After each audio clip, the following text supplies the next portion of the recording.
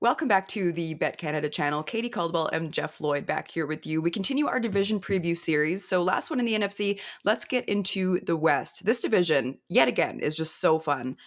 I think I have the Rams leading the West. Let's start with them. To me, they were the hardest test for the Eagles last year, for sure. They were the closest in the playoffs that the Eagles had to get through. They had a pretty quiet offseason, but honestly, Jeff, I don't think they needed to make a ton of changes. I think the Rams could be leading this division. Well, and if everybody keeps in mind, and you go back to that playoff game in Philadelphia, the Rams had the ball, I believe it was like 11, 10-yard line with an opportunity to tie the game, ended Mhm. up going 4 and out. It was a big stop by the Eagles defense. But certainly I wouldn't say had him on the ropes, but that would have been the opportunity for Philadelphia to get the ball back and counter. But Yeah. certainly closer than anybody else did last January or February as in regards to the Philadelphia Eagles. That game was an instant classic. That was a really, Yeah. really fun Yep. one. Absolutely. I think what the first thing I look at with the Rams, and it's just, Devontae Adams, Matthew Stafford. And, finally for Devontae Adams, it was more of a let me try to find a quarterback to play with that I don't necessarily have a direct relationship with, which was either Carr or Mm. certainly Rodgers. Aaron What Rodgers, does yep. Devontae Adams look like on the open market? Well, you saw how quickly the Rams were interested, and Mhm. the money that was offered to Adams was nothing that anybody else was considering Devontae Adams. And you look at how the routes are run by playmakers, of course, within that Rams offense. And, Cooper Cup for a long time, no longer there. Puka Nakua, Tutu Atwell. The Rams offense values great route running. Well, Devontae Adams has probably been one of the greatest route runners in NFL history. So it really should be a seamless transition. And once the Devontae Adams talk to the Rams picked up, all of a sudden, Matthew Stafford, yeah, I got one more in me. And Yep. who, when you got a Hall of Famer walking into the building to play with. Yep. Kieran Williams certainly is, an undersized running back, but has been very successful in his time in the NFL. Blake Corum didn't get a lot of run, but you're starting to see that him and Williams kind of are similar types of backs. So it's Yep. not a tell when one running back is on the field as opposed to the other running back on the field. I was a fan, like the way they constructed the defensive line for the Rams. Now, normally within the draft, when you have players that are like age inappropriate, and we're talking 23, almost 24. There's teams that don't want to touch him because there's a couple of reasons. A couple of reasons is the first one is you can't expect much improvement when you're drafting a guy who's 23, 24. They are what they Right. are. That's why Yep. teams want to draft a 20, a 21-year-old, because you say, look, whatever we're watching here, we're going to assume there's growth. Natural Mhm. physical growth, natural talent, improved mental state, all of those stuff will make this guy an even better player than when we originally drafted him. That's not necessarily the case when guys are older. Yeah, well, the Rams for a couple of years just said, okay, well, we'll take all those guys who are a little bit older and none of these other teams are going to touch. So that's how Yeah. you get a Braden Fisk, who was fantastic. Jared Verse, who was absolutely fantastic. Kobe Turner was another one. Mhm. Byron Young was another one out of Tennessee. Now, this is now the nucleus of the Rams defensive line. They are great pass rushers. They get after the quarterback. Secondary wise, they're not a bunch of household names, but they are a bunch of fighters. Achilleo Witherspoon has been in the league for a long time. He is a great outside guy, really physical. Cam Curl is another guy that just bounced around the league. Washington ended up in LA, had a really, really good year for them. Darius Williams is another player, came over from Jacksonville, just a good physical, sticky corner for them. They're going to need a little bit of a jump here. Omar Speets was a guy who was injured most of his rookie year. I think they're going to rely on him a lot on the middle. They brought in from the Falcons, Nate Landman is an interior linebacker. They primarily play a 3-4 front, but it looks more like a 4-3 front or a 5-2 front because when you're talking about their edge rushers in Byron Young and Jared Verse, as outside linebackers, they don't really do much other outside Mm. linebacker stuff than get after the quarterback or obviously, try to, set the edge in running plays, wide zone plays, those types of things. So their defense, and the thing is, there can be general improvement, even though they drafted all these guys who are a little bit older than the norm. They've really only been together for one season. So the Mm. expectation is maybe not individually they grow as players, but collectively that unit should grow. And when you see a guy like Jared Verse, basically bull rushing a 360-pound left tackle, you understand you're dealing with a guy who is a serious, serious player. And when we Yep. get back to that Eagle game, he was the guy that made that a game for a while, Jared Verse. He was in Mhm. Jalen Hurts' basically, basically in his pocket the entire day. The Rams are a fun team, and I think Adams is gonna be the absolutely the asterisk here as Yeah. far as, do the Rams go further this year than they did last year? Because even if Adams is not destroying the opposition, he still requires a ton of attention. And, Mhm. does that open up things for, Puka Nakua, or does more attention to Puka Nakua make things easier for Devontae Adams? And then guess what? Now you're just handing the ball off to running lanes and getting 7, 8 yards a pop because everybody else is concerned about the passing game. And look, McVay, he's fun. He's exciting. And I think Yep. the thing with Sean McVay is I think Sean McVay loves challenging himself. So now Mm. with having Devontae Adams here and all those years where most of the stuff came from, the slot, Nakua, Cup, and now you have Adams, who is more of a traditional X guy that can play up on the outside, can play with a guy on cushion, can play with a guy in Mhm. his face. It's a chance for Sean McVay to get into basically another one of his bags and try some different stuff that maybe is not going to be on film from the last couple of years and what the Rams have been able to do. I'm so glad he's still coaching. I feel like we've kind of heard retirement rumors every He would be offseason. so he would not have the effect in a booth because I think by the I first agree. end of the first quarter, everybody be like, all right, he has just talked so much. I'm out. My mind is Yeah. spinning right now. And I'd feel bad for any announcer who was in there with him because there's very few guys who could probably do an NFL broadcast completely by themselves. But I think Sean McVay could do that and probably find a way to get down to the sidelines and interview players in the meantime as well. I think you're definitely right with that. That's so funny. The rest of this division, I could see it shaking out so many different ways. I don't even know where to go from here. Let's do Seahawks next.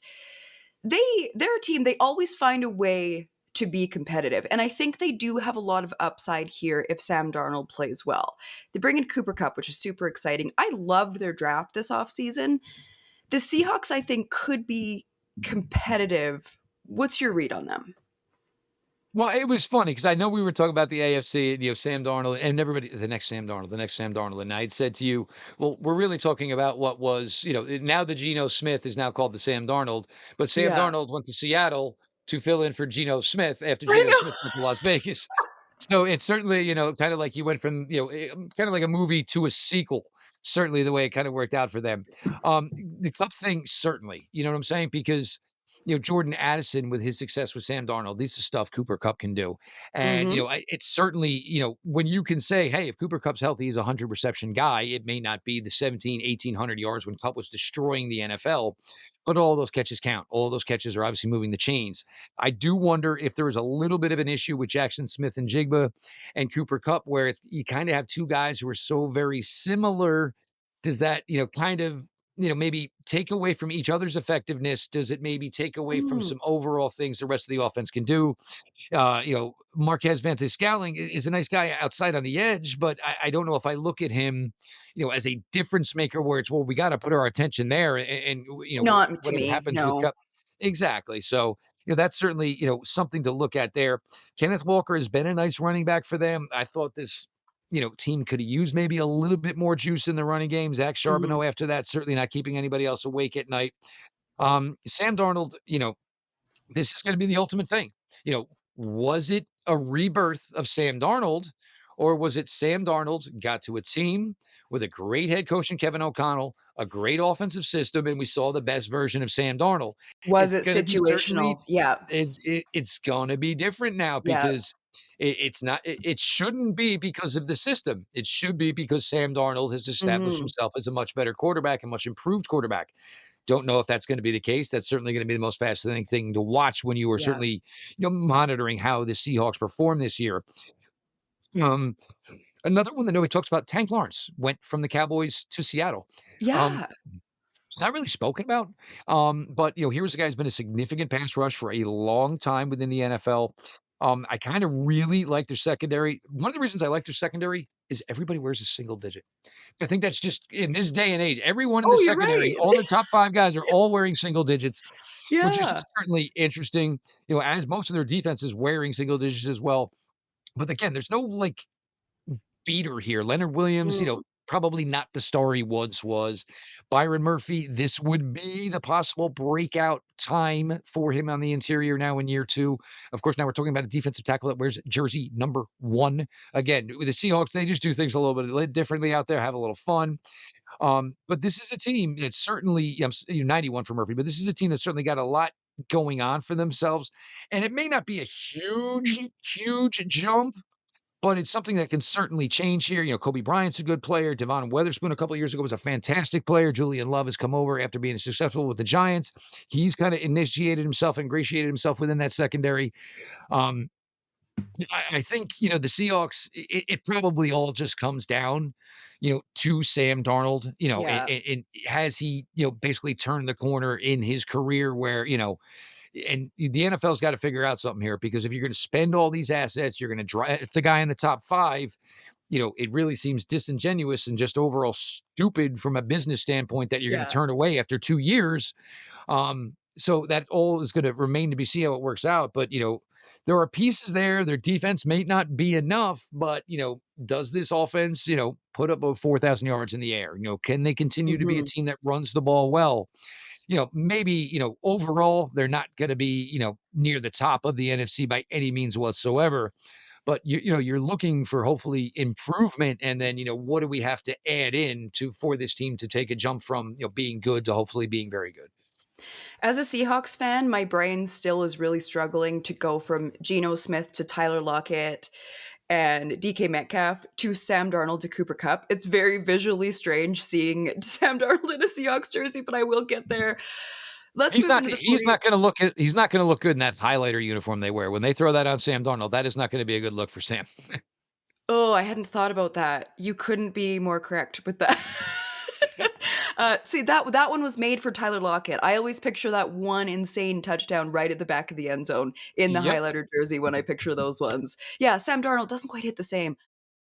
Quick pause. If you haven't subscribed to the BetCanada YouTube channel, you can do so below. It's free and it helps support our channel so we can keep bringing you NFL and NHL content. Now, back to the show. No, 49ers. I don't think so. The 49ers now look, Man, they now here's lost where 17 players, 11 of which were starters. The McCaffrey injuries, plural, still really scare me. The and they've got good coaching staff. They have good players. They got their guy Brock Purdy. Like they just fell off so hard last year. And I know they were dealing with a ton of injuries, but man, talk about a Super Bowl hangover where you don't even touch the playoffs the next year. Where are they this season? well, this is the price to pay. I mean, San Francisco had this lovely situation where a 7th round pick, Mr. Irrelevant, became Mhm. their starting quarterback. Wasn't making a dime. And that was probably the window. I Because agree. now, once Brock Purdy played as well as he did, well, it's time to pay the piper. And Mhm. certainly a significant amount to the point, as you said, lose 17 players. You lose 11 starters. Um, Brandon Ayuk just seems like this weird guy there now. It was, are they going to trade him? Are they going to satisfy him? They There was satisfied him. such a And build up to his contract, yep. and And then there it was just the thing. Yep. And it was, Ayuk was a great, well, you got paid based on what you were doing. Now that you're paid, can we get you to statistically perform like you were when yeah. you got paid? Because that, of course, is certainly now the expectation. Ricky Pearsall, certainly, everything that went on for him as a rookie and then coming in and having some success. Certainly, I think this is something that will work for them. Mhm. Jawan Jennings was probably one of the more underrated players in the entire NFL last year because Ayuk wasn't doing his thing. You know Debo what? Samuel. Juwan Jennings does not get enough credit because before, Yep. when they had all of their receivers, I feel like third and Juwan, that was when he was used. That was when we would always see him. When he stepped up into that role, man, I was really, really stoked to see how he met that moment. I am a really big fan of Juwan Jennings outside of just third and Juwan. Well, I also think that, I mean, it got to the point where, San Francisco said, well, one of the way we can alleviate ourselves financially is Juwan Jennings was a hell of a lot better this year than, of course, Deebo Yep. Samuel was. So we'll just move Deebo Mhm. Samuel and we'll give the reps to the guy who proved himself. Kyle Juszczyk that came back, and I think that's just the place for him. Obviously, they value the fullback greatly, and they value the diversity of him and all the things that he could do. So getting him back, I think, was huge, not only for McCaffrey, but certainly for Brock Purdy as well. Yeah. George Kittle, it's weird because I think, as they were becoming more successful, it seemed like they were getting away from George Kittle as far as where he stood because it was Ayuk, because it was Debo. And then once those guys weren't performing or weren't there, all of a sudden they were involving George Kittle more. And it was kind of like, oh, duh. Like we forgot, like he can really give us a significant, Yes. certainly. I know you've seen it obviously from all the times of, Seahawk games of, the impact that a guy like George Kittle can do. Sure And the thing have. with a guy like George Kittle is if you get George Kittle going early, he is just a pest for everybody on Mhm. the defensive side of the ball because now all of a sudden he starts blocking a little longer. And yeah, it might be to the whistle, but after the mouth starts running a little bit more. So, like when the old feed the beast, I think that really certainly applies to a guy like George Kittle because Mhm. once, George gets out of you're not putting the genie back in the lamp with George Kittle, and it becomes a long day for anybody on an opposing defense. Now, getting to their defense, and they I think they certainly underachieved collectively last year, and then there were talks of, well, maybe Joey Bosa will join his brother. Thank God he didn't because, they need health. And that certainly Yes. was one of the biggest issues with San Francisco. So saying, well, let's bring in Joey Bosa to improve the defense. Also, you brought in another guy who misses a significant amount of time. Certainly does not make any Exactly. sense. And Getting costs Nick a lot of Bosa. money.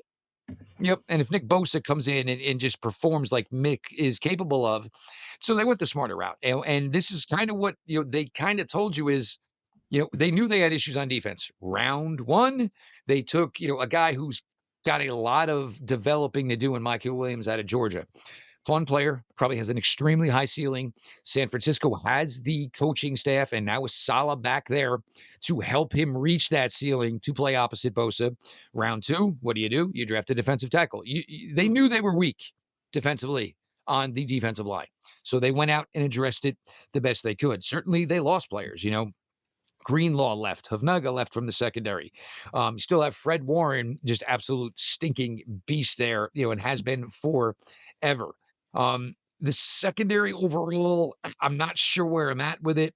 Names, Lamore has been a good player for them. There's some other names in there. They're going to need the secondary to perform better. It's Mhm. not necessarily going to be that difficult to perform better compared to the way they played last year. And hopefully, with some of the kinks worked out on the offensive side of the ball, you believe that, they will be able to be more consistent on offense, which should alleviate some problems for their defense. The fact that Trent Williams said, yeah, I'm going to play another year, that tells you that Trent Williams obviously has some faith and belief that Yeah. this San Francisco 49ers team should be vastly improved than it was the year before. But again, you're looking at, I would say, the West and most likely the South, where it's probably legitimately only one playoff seed available. So you're going to have to, I mean, Really? you're going to get two from the East. We think there's going to be three from the North, one from the South, one from the West. I mean, it's going to be really tough. These teams are going to have to focus on trying to contend for the Huh. division championships. So certainly, I think there's going to be improvement from San Francisco and, Purdy, it's gonna be interesting just because more eyes. Look, you're making the Mhm. money now. He was this great story where he was basically Mr. Irrelevant who went on playing a Super Bowl. Well, now you are gonna get mentioned like the guys because you're getting paid like the Yeah. guys. And there is no downplay. The expectation is extremely high when you're one of the guys. And for Purdy, it's certainly going to be a change for him as he went from the guy who ended up being the quarterback for this team, where he is the team and how is the team built around the quarterback.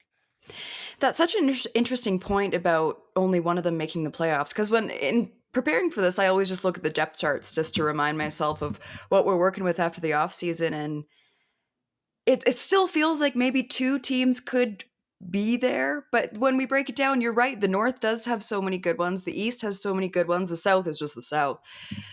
The Cardinals are interesting to me this year. I could see them slotting in a few different places within this division. I think they're getting undeniably better under Jonathan Gannon. I liked their offseason. They didn't lose a ton of guys. They bring in Josh Sweat. Like, they've got some things working on their offense. Like, I just love Trey McBride in that system. The Cardinals, I feel like they are on a pretty steady incline here. What's your read on them? Because I think they could surprise some people this season. Yeah, the thing is, I do think they could surprise, and could it be a monumental surprise? If you look at what they did, it probably could be. I Marvin agree. Harrison Jr., who was extremely touted coming out of Ohio State, Yes. and you look at the way it went last year, and you were like, "It was good." I think everybody thought it could have been better. Mhm. And now I'm seeing some off-season picks of Marvin Harrison Jr., and to his point, he was not a guy because they even said towards the end of his Ohio State career, he was physically still growing. So, like, he wasn't a heavyweight guy yet because when you're still physically growing, it's not the best thing to become a heavy weight room guy. Right.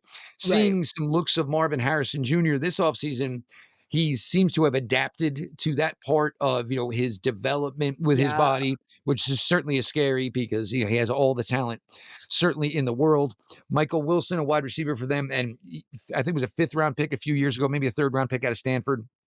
Quiet. Nobody knew much about him. He's Mhm. really, really developed. One of my favorite guys. They have this guy, Greg Dortch, just a small slot guy, just Yeah. a gnat that just He's fun to annoys you. Like watch. the guy that won't get away from your food when you're eating outside in the summertime. But he always makes the plays. The running game, I think we're going to see a transition. I think James Conner is going to be more of the less touch guy. Trey Mm. Benson should be more of the guy that has the ball in his hands. Just as Connor ages and just doesn't have overall dominant athletic ability. Trey McBride, all Trey McBride did last year was win week in, week out. Trey McBride was Yeah. just, he was open, he caught the ball, didn't necessarily score touchdowns, as everybody fantasy wise knows, but Trey McBride was an absolute beast for that team last year. He's such a But bright this spot on is that team.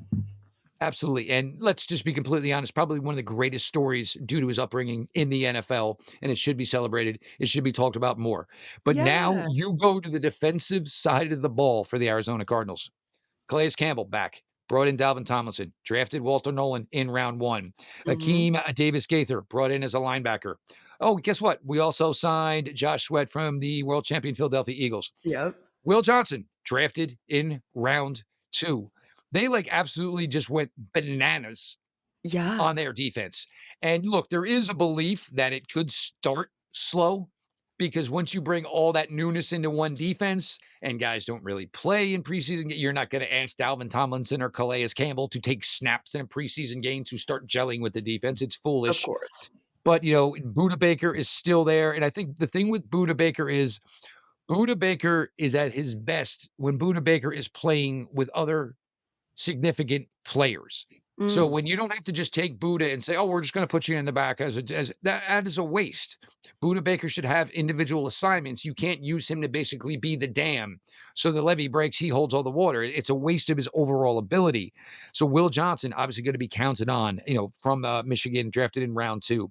Max Melton is going to play on the outside, a former Rutgers guy, good length, good size. Garrett Williams is your nickel, another guy, long arms, long size. The Cardinals are going to be an extremely fun team, and I think I don't think it any means they're going to be bad, but I think you have a thing with them whereas they could really be middle of the road Mm. or maybe not Washington NFC Championship from last year, but all of a sudden by like mid to late December, here are the Cardinals week in, week out, just getting it done because they threw a lot at the defense. You're going to get development certainly from Marvin Harrison Jr. I think Trey Benson's going to change the way they can run the ball as far as length in runs, explosions Mhm. within runs. Certainly, it's Kyler Murray's going to have to get back to. I guess it was 2021 when he started the season 7-0, 8-0, and he looked like an NFL Yeah. MVP. So he's shown he can play at almost kind of a dominant level. They're certainly going to need that. But they are probably one of I would say in the NFC they might be the biggest wild card team because you look at this team from top to bottom, and you certainly can make the case that there could be a decent amount of success here.